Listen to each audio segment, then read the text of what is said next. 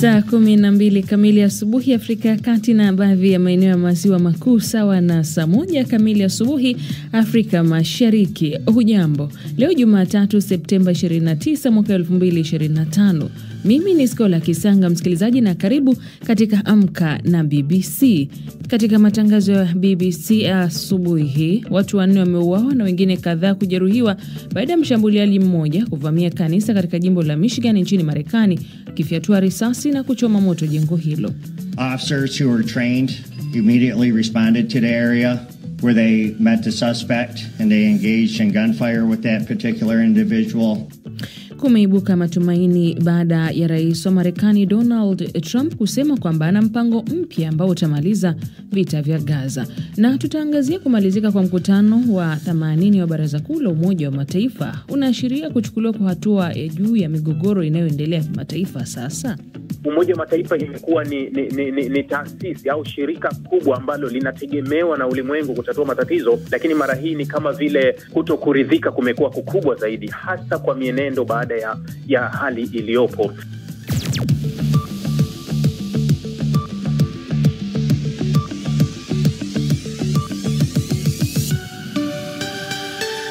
Kabla ya yote ni muhtasari wa habari za ulimwengu na wasilishwa kwako kulia kwangu hapa studioni na mwenzangu Halima Nyanza. Halima, karibu. Asante Skola.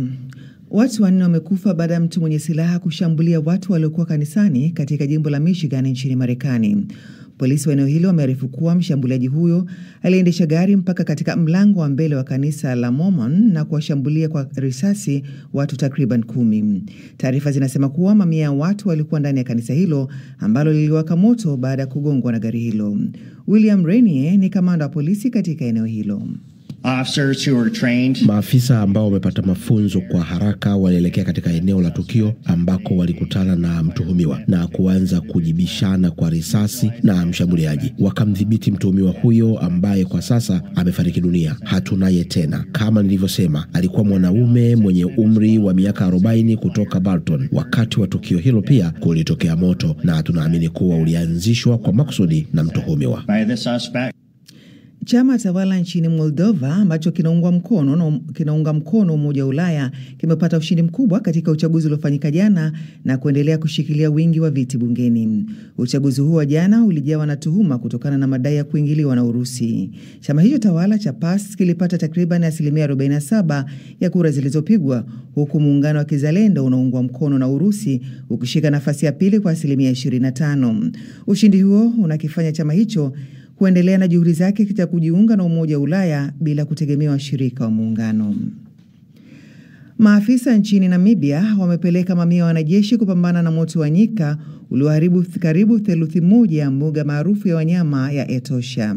Taarifa zaidi na Esther Luambano. Mbuga hiyo ni moja ya kivutio kikubwa cha utalii katika nchi za kusini mwa Afrika na inayojulikana zaidi kutokana na kuwa na bwawa kubwa la maji ya chumvi ambalo linaonekana pia kutokea angani. Wizara inayoshughulikia mazingira nchini Namibia imesema moto huo wa nyika ulioanza Septemba 22 umesababisha uharibifu mkubwa wa mazingira na kuzua wasiwasi juu ya sekta ya wanyamapori na utalii katika mbuga hiyo. Mbuga hiyo iliyoko kaskazini mwa Namibia kwenye maeneo mengi ya jangwa ni makazi ya wanyama wengi, hususan kifaru mweusi aliye hatarini kutoweka duniani pamoja na aina mbalimbali za ndege na wadudu. Na rais wa Marekani Donald Trump leo anatarajiwa kufanya mazungumzo na waziri mkuu wa Israel Benjamin Netanyahu. Rais huyo wa Marekani ameonyesha matumaini ya kufikiwa kwa makubaliano ya kumaliza vita Gaza. Lakini hata hivyo, msemaji wa Hamas Walid Kilani ameiambia BBC kwamba mapendekezo hayo yalikuwa na lengo la kupotosha ulimwengu juu ya mauaji yanayoendelea Gaza. Hii ni BBC. Ni mwenzangu huyo Halima Nyanza katika studio zetu Dar es Salaam amekusomea muktasari wa habari za ulimwengu. Matangazo ya Amka na BBC kutoka idhaa ya Kiswahili ya BBC ikikutangazia kwenye FM na redio wa shirika. Nchini DRC tusikilize kupitia redio Muungano Beni, nchini Tanzania Bomba FM, CGFM na redio Kwizera, Uganda redio Kitara na redio Paidha, Kenya Nyota FM, Pamoja FM na Mwenedu FM na internet katika bbcswahili.com. Msikilizaji, matangazo haya pia yanakujia moja kwa moja kupitia ukurasa wetu wa Facebook. Rambaza tu andika BBC Swahili. Mimi ni Skola Kisanga. Watu 4 wamefariki dunia baada ya tukio la shambulio la risasi na moto kutokea katika kanisa la Mormon katika jimbo la Michigan nchini Marekani. Polisi wanasema moto ulioteketeza sehemu kubwa ya kanisa hilo umeweza kudhibitiwa, lakini uharibifu wake umezuia juhudi za uokoaji kuendelea kwa haraka. Idadi kamili ya walioathirika na tukio hilo bado haijafahamika. Zaidi na Martha Saranga. Rais wa Marekani Donald Trump ametoa tamko kulaani shambulio hilo na kulitaja kama tukio la kutisha, huku akitoa pole kwa familia za waathirika. Akiandika kupitia mtandao wa kijamii, Rais Trump amesema kuwa tukio hili linaonekana kuwa mojawapo ya mashambulizi mengine yaliyolenga Wakristo nchini Marekani. Kwa upande wake, mkuu wa FBI anayesimamia uchunguzi wa mkasa huo, Ruben Coleman, amelitaja shambulio hilo kuwa ni kitendo kilicholenga kusababisha vurugu, akithibitisha kuwa FBI sasa inaongoza uchunguzi. Vikosi maalum vya kukabiliana na hali ya dharura SWAT, wataalamu wa mabomu pamoja na washauri wengine wa idara ya usalama wamepiga kambi katika eneo la tukio. Polisi wamemtaja mshukiwa kuwa ni Thomas Jacob Stanford, ambaye aliuawa baada ya majibizano ya risasi na maafisa usalama kwenye maegesho ya kanisa hilo. Mamlaka zinasema bado haijafahamika wazi nia hasa ya mshambuliaji huyo. Katika tukio hilo, polisi wamewapongeza waumini wa kanisa hilo kwa ushujaa wao, hasa kwa kuwakinga watoto waliokuwepo ndani ya kanisa na kuwapeleka mahali salama. Maafisa ambao wamepata mafunzo kwa haraka walielekea katika eneo la tukio ambalo walikutana mtuhumiwa na kuanza kujibishana kwa risasi na mshambuliaji. Wakamdhibiti mtuhumiwa huyo ambaye kwa sasa amefariki, hatunaye tena. Kama nilivyosema, alikuwa mwanaume mwenye umri wa miaka 40 kutoka Barton. Wakati wa tukio hilo pia kulitokea moto na tunaamini kuwa ulianzishwa kwa makusudi na mtuhumiwa. Kamishna wa polisi William Rainier amesema kuwa vikosi vya kwanza kufika eneo la tukio vimeendelea na uokoaji na kulikagua kanisa lote kuangazia uharibifu mkubwa uliosababishwa na moto. Amesema kuwa bado haijafahamika idadi kamili ya watu ambao hawajulikani walipo, lakini anathibitisha kuwa baadhi ya watu bado hawajapatikana. Aidha, Rainier ameeleza kuwa watu 2 kati ya waliopoteza maisha walifariki kutokana na majeraha ya risasi.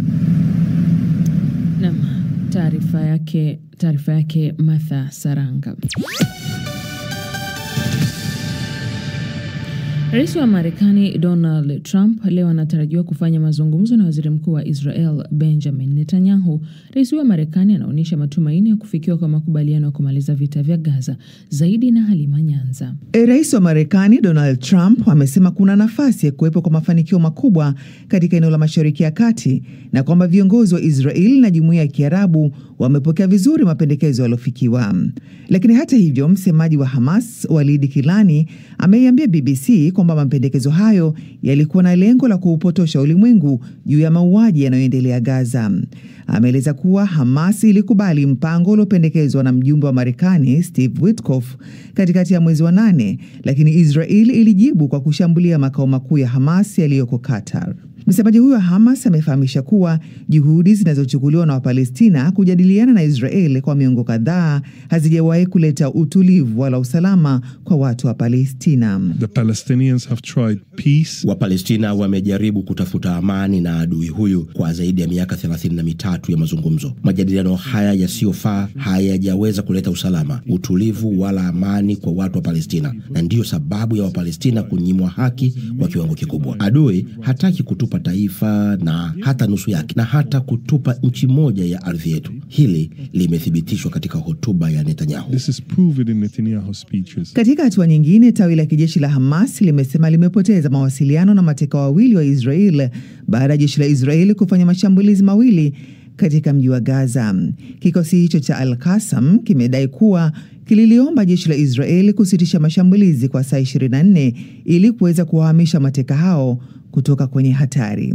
Vikosi vya Israel vimeendelea kusonga mbele katika maeneo ya kati na magharibi mwa mji wa Gaza huku vikifanya mashambulizi makali. Ni Halima Nyanza. Wakati nchi nyingi za Afrika bado zinategemea kuagiza teknolojia za kisasa kutoka nje, Tanzania imeanzisha maabara yake ya kisasa inaitwa 3D Mechanical Lab. Ni maabara ya kwanza na ya kipekee ya maarifa ya mitambo ya kisasa ya kihandisi Tanzania inayolenga kufanya mapinduzi katika sekta 4: kilimo, viwanda, afya na madini.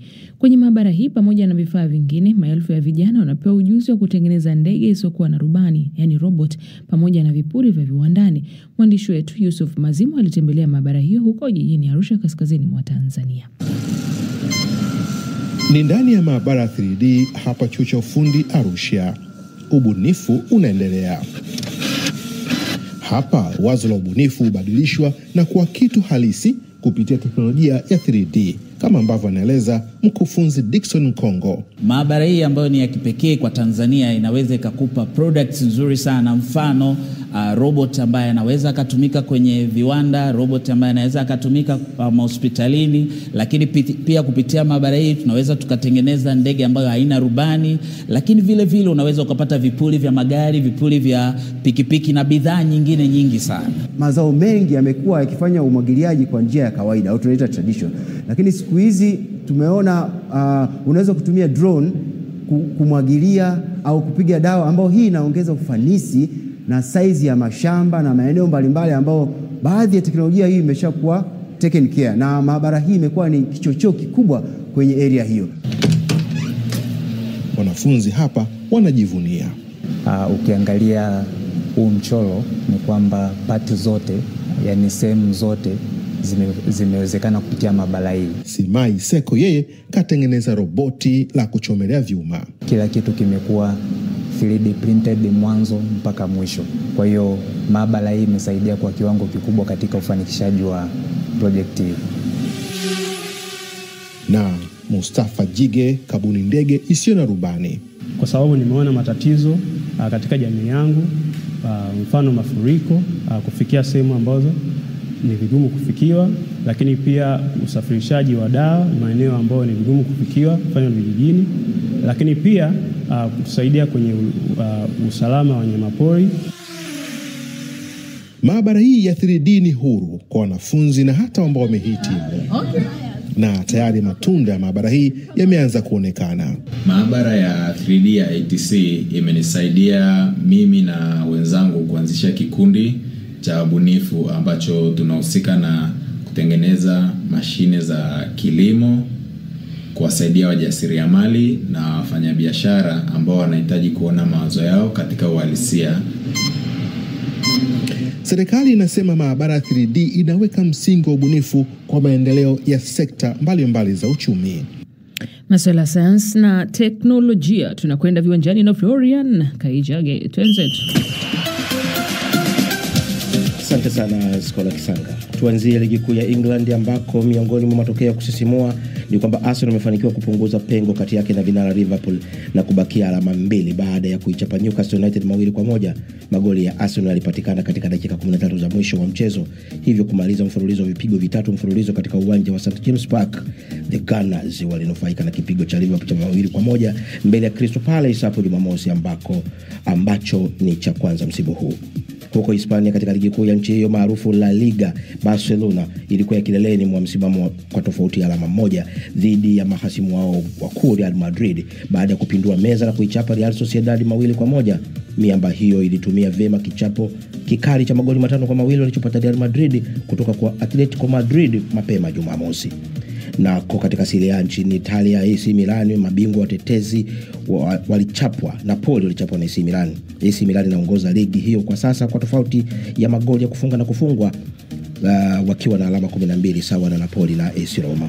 Kwa upande wa mbio za baiskeli za dunia huko Rwanda, Tadej Pogacar raia wa Slovenia ameshinda mbio hizo kwa upande wa wanaume kwa mwaka wa pili mfululizo, huku akiwaacha mbali washindani wake.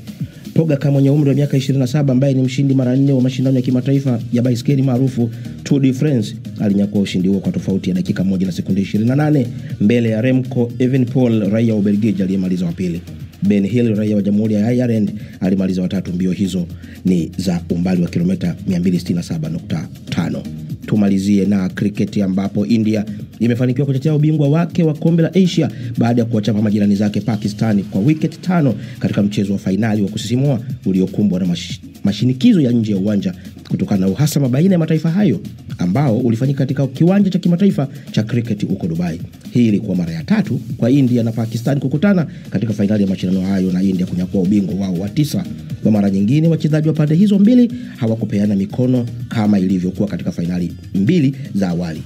Hizo ndio dondoo za michezo asubuhi hii kwako Sikora Kisanga. Unajua umenifurahisha, unasema eti wamenufaika na kipigo kweli. Ila watu wa michezo bwana wanatumia nafasi. Hiyo wanatumia nafasi. Akichapa wewe unatumia nafasi hiyo. Na shukran.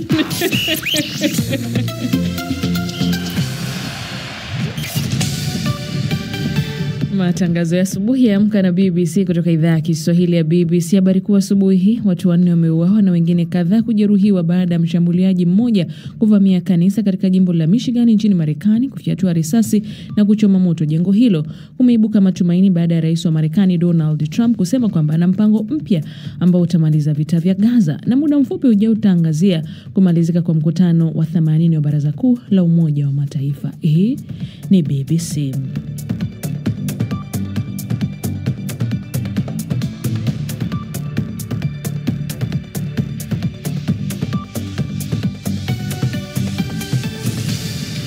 Na unaendelea kusikiliza idhaa ya Kiswahili ya BBC. Imetimia saa 12 na dakika 16 Afrika ya Kati, sawa na saa 1 na dakika 16 asubuhi eneo lote la Afrika Mashariki. Mimi ni Skola Kisanga. Umaarufu wa dawa ya kulevya inayojulikana kama methadone umeongezeka sana nchini Urusi. Licha ya ugumu wa kupata, kwa takwimu zinaaminika kuwa kwa mamlaka katika miaka hivi karibuni Umoja wa Mataifa na serikali ya Urusi wamethibitisha kuwa mauzo na ukamataji wa dawa hiyo umeongezeka. Uchunguzi wa BBC World Service umefanikiwa kipekee kuingia ndani ya Urusi na katika biashara hii inayokuwa kwa kasi ya methadone kupitia mtandao wa siri, yani darknet, na umeona kwa wazi kabisa madhara makubwa yanayoletwa na dawa hii katika maisha ya vijana. Na ripoti hii inawasilishwa hapa na Beldin Waliaula. Hivi ndivyo uraibu unavyoonekana nchini Urusi. Hapa ndipo unajikuta kama unavyoona, kuta tupu, godoro chafu, na kuna sindano moja tu inayotumiwa na watu 5. Olia anatoka vitongoji vya Moscow. Anakumbuka alianza kutumia dawa hizi za kulevya akiwa na umri wa miaka 15 tu. Nilihitaji pesa za kununua methadone. Nilikuwa nikiwaletea wanawake kwa wanaume. Nililala naye ili nipate pesa au dawa za kulevya. Alikuwa ananipa aidha methadone ya ziada kama zawadi au fedha za ziada. Bila shaka nilitumia zote kununua methadone.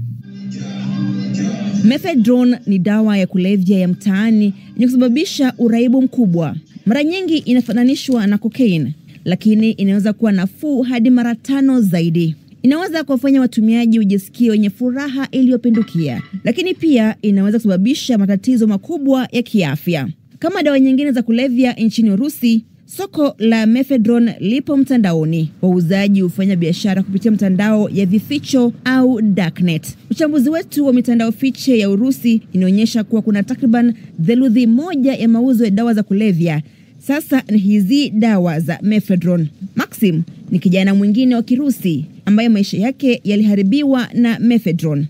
Alianza kuuza dawa za kulevya akiwa na miaka 15 tu. Tulipokutana naye alikuwa na miaka 17 na tayari akipanda ngazi katika biashara ya dawa za kulevya hadi kufikia hatua ya kuzalisha mwenyewe. Methadone ndio dawa rahisi zaidi kutengeneza. Ni kama kutengeneza Lego Dragon. Wanakupa maelekezo. Unatengeneza methadone kwa kutumia orodha ya viambato. Katika boksi la Lego hakuna vipande vya ziada, na hapa pia hakuna. Mwaka 2023 Maxim alikamatwa. Badala ya kuhukumiwa kifungo kirefu jela, aliamua kuchagua mbadala, kupelekwa vitani katika vita vya Urusi nchini Ukraine. Imepita karibu mwaka mzima tangu mama yake asikie kutoka kwake. Tulipokutana naye alikuwa anasoma shajara ya mwanawe kwa sauti, ambayo iliandikwa kabla hajapelekwa vitani. Nimeangusha familia yangu, nimemwangusha mama yangu, nimemwangusha dada yangu, nimemwangusha kila mtu. Sikudhani kama hali ingekuwa mbaya hivi. Nilikosea. Mwaka wa 2024 Olia pia alikamatwa. Anahudumia kifungo cha miaka 6 jela kwa kosa la kukusudia kusambaza dawa za kulevya. Na taarifa yake Beldin Waliaula. Naweza kutembelea tovuti yetu ya bbc.com kwa Kiswahili kwa taarifa mbalimbali, ikiwemo hii hapa: uchaguzi Tanzania mwaka 2025, uchaguzi huu wa wanawake. Makala ndefu imeandikwa hapo. Kwa nini wameuliza hivyo? Unaweza ukatembelea tovuti yetu. Lakini DRC yatuma upatanishi Marekani kuweza kuharakisha mazungumzo ya madini kwa ajili ya usalama. Taarifa hiyo na nyingine nyingi unaweza ukazisoma hapa katika tovuti yetu ya BBC Swahili. Viongozi wa dunia wanakamilisha hotuba zao za mwisho katika mkutano mkuu wa Umoja wa Mataifa UNGA unaofanyika New York, ambapo ajenda ya amani na usalama ilitawala. Kuanzia vita vinavyoendelea kati ya Urusi na Ukraine, hali ya ukosefu wa utulivu Mashariki ya Kati, changamoto za ugaidi katika eneo la Sahel, hadi hofu ya juu ya vitisho vya nyuklia kutoka Korea Kaskazini na Iran. Mkutano huu umekuwa jukwaa la maonyo makali, maombi ya dharura, lakini pia na wito wa hatua za pamoja. La kujiuliza, zaidi ya hotuba hizi, hatua gani ambazo zitachukuliwa na Baraza Kuu la Umoja wa Mataifa juu ya migogoro hii ya kimataifa? Na mkutano huu wa 80 umekuwa wa namna gani hasa? Nimezungumza na mchambuzi wa siasa za kikanda na kimataifa Ibrahim Rakbi, na anaanza kutoa tathmini ya jumla. Bila shaka umekuwa ni mkutano wa kipekee sana, kwa sababu huu ni moja ya mikutano ambayo ya Umoja wa Mataifa inaweka historia kuwa viongozi mbalimbali wa ulimwengu wanakutana katika kipindi ambacho dunia iko kwenye msuguano mbaya kabisa na imekwama kwenye lindi la vita ambazo kama zimekosa suluhu. Nazungumzia vita ya Urusi na Ukraine, lakini vita ambayo inavuta zaidi ya miaka miwili kati ya Israeli pamoja na Hamas au Israeli na Wapalestina, lakini dunia ipo kwenye mgogoro mbaya kabisa wa kibinadamu kule Sudani. Kwa hiyo viongozi hawa wamekutana mara hii katika mkutano huu ambao bado pia na wenyewe umeshindwa kwenda kutoa taswira kamili hata ya kutatua mgogoro mmoja katika hii migogoro, yani kufikia mwisho na kuona kuwa umefanikiwa. Kwa hiyo ni mkutano wa kipekee kwa sababu ni mkutano mwingine ambao kwa baada ya miaka mingi ya kuonekana kuwa Umoja wa Mataifa imekuwa ni taasisi au shirika kubwa ambalo linategemewa na ulimwengu kutatua matatizo, lakini mara hii ni kama vile kutokuridhika kumekuwa kukubwa zaidi, hasa kwa mienendo baada ya hali iliyopo.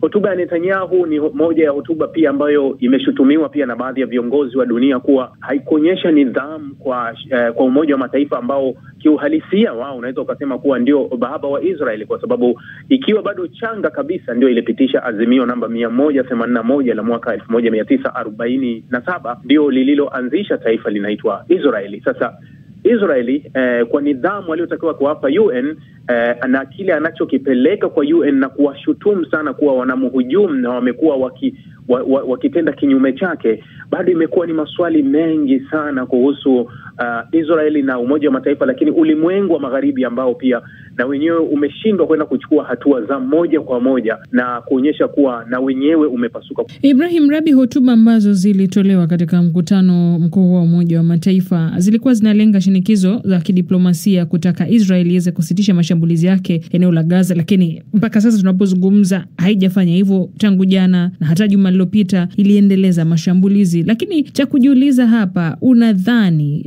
Umoja wa Mataifa unaweza kushinikiza Marekani na yenyewe kuweza kubadilisha sera zake dhidi ya Israeli? Pengine Netanyahu atalegeza msimamo. Wanaweza kufanya vile, lakini unaweza kuona kama kuwa huenda hii ngoma inachezwa na wengine na wanacheza wengi. Ukichukua kauli moja ya Netanyahu wakati anahutubia mkutano wa Umoja wa Mataifa, alisema kuwa kuna nchi zinatukosoa kwa kile tunachokifanya, lakini chini ya meza zinakuja kutupongeza kwa kile tunachokichukua. Kwa hiyo unaweza ukahisi hilo, kwa sababu ukiwachukua hata wenye msiba wenyewe unaweza ukasema kuwa kila msiba unawahusika wenyewe. Msiba wa Palestina kiasi kikubwa ni msiba wa Waarabu, lakini ukitazama nchi za Kiarabu bado hazionyeshi kuwa zinaweza kuchukua hatua stahiki, kwa sababu tumeona hivi karibuni nchi mfano za Amerika ya Kusini zimechukua hatua kwa vitendo. Kule Colombia walizuia biashara, wakafukuza mabalozi, lakini na nchi zingine tumeona zinachukua hatua kama Brazil zinajiunga na ICJ kwenye kesi, na nchi zingine kama Nicaragua zafungua mashtaka kwa Ujerumani dhidi ya Gaza. Hizo ni nchi za upande wa pili. Lakini ukiangalia nchi za Kiarabu, hata kwenye ule msafara unaitwa Sumud Flotilla ambao umetoka kwenye nchi za kizungu kati ya Hispania, Italia, Ugiriki, ni nchi moja ya Kiarabu ambayo imethibitisha kuwa huenda ikashiriki au itashiriki, ni Tunisia. Lakini tumesikia mamlaka za ndani za Misri zimegoma hata kutoa vibali kwa ile Misri Flotilla wajiunge na wao kuingia Gaza. Kwa hiyo unaweza ukaona kuwa huenda tunamuona Israeli ana shida, lakini wenye msiba pia hawataki kuomboleza msiba wao au hawashughulikii kilio chao, ila kilio chao kinashughulikiwa na wengine walio mbali zaidi. Bara Afrika pia na lenyewe tuliangazia bila kulisahau, limekuwa pia na migogoro mbalimbali ya muda mrefu. Tukiangalia tu taifa la Sudan pia, kumalizika kwa mkutano huu pengine kunaweza kukaleta afueni yoyote? Haiendi nje na kauli iliyowahi kutolewa na mkuu wa shirika la afya la Umoja wa Mataifa la WHO, la shirika la afya ulimwenguni, Ghebreyesus, ambaye alizungumza kuwa mgogoro wa Sudani huenda umetelekezwa kwa sababu tu huu mgogoro unawahusu wa Afrika. Unaona kuwa mgogoro wa Sudani ni moja ya migogoro mibaya kabisa yenye athari kubwa zaidi ulimwenguni, lakini haupewi ile nafasi ya kujadiliwa au kufuatiliwa kwa kiwango kikubwa na kuripotiwa kwa nafasi zake. Lakini mgogoro wa Sudan na wenyewe una tabia za kufanana kama mgogoro wa Urusi na Ukraine, kama mgogoro wa Israeli na Hamas, kwa sababu ndani yake kuna washirika ambao kiuhalisia ni washirika wenye kuheshimika wa Umoja wa Mataifa, ambao pia na wao ndio walitakiwa wachukue hatua za kudhibiti mgogoro kama huu. Lakini tumekuwa na matatizo mengi Afrika, mfano Kongo, tumekuwa na migogoro ya Horn of Africa ambao kumeanza tena kuchipukia kwa migogoro baada ya Ethiopia kufungua bwawa lake rasmi. Kwa hiyo mgogoro kati ya Misri, Ethiopia ambao ulikuwa unaunganisha mpaka Somalia, unaona kama vile na wenyewe umeanza kufufuka upya. Lakini ukiangalia kuwa ni kama haukupewa kipaumbele. Mkutano wa UNGA 80 haukutoa nafasi kusikiliza matatizo ya Afrika. Tulikuwa tuna nafasi ndogo sana ya kuzungumzia matatizo yetu, na hata tumeshuhudia baadhi ya viongozi wa Afrika waliosimama kuzungumza kwenye mkutano, wengi pia walijikita kuzungumzia matatizo yanayokabili dunia, mgogoro wa Urusi, Ukraine, lakini wakizungumzia Israeli na Palestina wakasahau hata matatizo yao. Kwa kumaliza tu, Ibrahim Rabi, Afrika imekuwa ikitamani sana ama imekuwa katika harakati za kupata viti viwili vya kudumu katika baraza hili la usalama la Umoja wa Mataifa, na uzito na ugumu kwa wapi? Bado naona ni mbali sana, kwa sababu kumekuwa na mabadiliko makubwa sana kwa Afrika. Kama Afrika ilitakiwa iwe na kiti au viti vya kudumu kwenye baraza la usalama, ambapo unaona bara zima halina kiti hata kimoja, wala halina wale wajumbe wale wa kudumu, kumekuwa na wajumbe wale wa kubadilika. Nadhani kipindi ambacho ulimwengu wa mashariki haukuwa na nguvu, Afrika ilikuwa ina nafasi ya kupewa. Lakini hivi sasa ulimwengu umegawika zaidi, kwa sababu wanaokwenda mashariki na magharibi wamezidi. Unaona leo mgawanyiko umekuwa mkubwa. Mfano ukienda magharibi mwa Afrika, nchi kadhaa zimegeuka na kuhamia ulimwengu wa pili wa mashariki kutoka ulimwengu wa magharibi. Kwa hiyo hii inazidi kuongeza ugumu wa uungwaji. Wale washirika watano, kila mmoja ana watu wake, anavuta kwake. Kwa hiyo yule ambaye anawapenda sana Waafrika huenda atalazimisha kuwa ni lazima Waafrika wapate ili aweze kujikinga kwenye hicho kivuli. Lakini nani anayeanza? Kwa sababu ule muundo ulivyo, wale wa wajumbe wa kudumu wale watano, hata wao wanapopewa wazo la kuwa tufumue, angalau tuongeze veto zizidi zaidi ya hapa, wao karibu wote hawakubaliani na uamuzi huo, licha ya kuwa wanaweza wakasema kuwa tunataka mabadiliko makubwa ya kudumu ili na Afrika iweze kuingia. Lakini pale kwenye kuchukua hatua, huoni yoyote katika wale watano kuwa anania kweli ya mabadiliko kwa Afrika, kwa vitendo, kwa Afrika na yenyewe iwe na sauti. Lakini huenda wanafaidika vizuri sana kwa hivi sasa kwa muundo wenyewe wa baraza. Na mchambuzi wa siasa za kikanda na kimataifa huyo Ibrahim Rahbi, kwa pamoja tukiangazia kumalizika kwa mkutano mkuu wa Umoja wa Mataifa kule mjini New York. Unaweza ukatembelea tovuti yetu kwa mengi zaidi yanayopatikana hapo, kusoma taarifa mbalimbali. Na hapo ndipo ambapo, msikilizaji, na tamatisha matangazo haya ya Amka na BBC saa 12:30 jioni. Usiache kusikiliza Dira ya Dunia. Matangazo haya yamesimamiwa na Martha Saranga, mhariri amekuwa ni Halima Nyanza, fundi mitambo Esther Luambano. Na kushukuru sana kwa kuanza nasi juma hili. Mimi ni Skola Kisanga, tuende pamoja mpaka Ijumaa. Sasa nakuambia kwa heri na uwe na asubuhi njema.